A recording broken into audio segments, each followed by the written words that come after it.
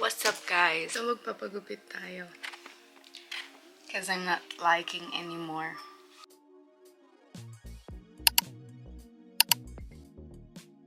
The hair is not giving anymore. Para na tayong bruha. I'm thinking if jellyfish or I don't know. May appointment ako ng 1:30 na and it's 1:21 na. Kaya, let's go! Medyo kinakabahan ako kasi I don't know, mga eyes sila. Medyo, ewan, let's see na lang. Wala akong mapopost this Sunday. Feeling ko kung hindi ako gagawa. Kung hindi ko gagawin to. Nai-stress na ako nung isang araw. Hello! Na ano? Nagbibidyo! Bye-bye! Nai-stress ako kasi hindi ko na alam kung anong ipopost ko. Kaya ay, kinakabahan ako. Magvo-voice over na lang ako dito kasi hindi kami nag-uusap nung manggugupit. I mean, nagkaka-short conversation kami pero tulala lang ako dito. Magpo-post na lang bigla.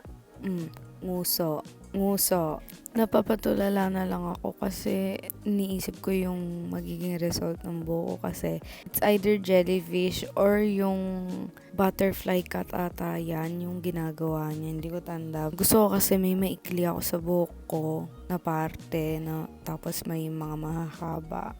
Para siyang layer pero at the end I really like the result and yeah. Guys, kinakabahan ako para sa result.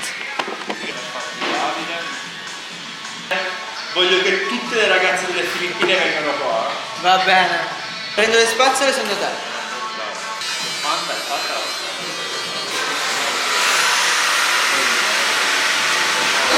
Sei proprio centrale allora, tipo, fatta apposta.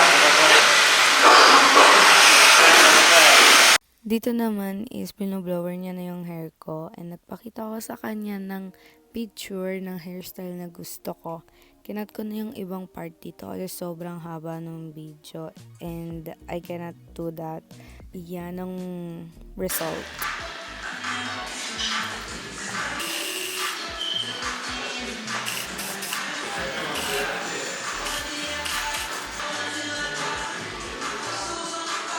Voilà.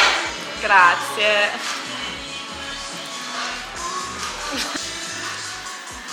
I kinda like it.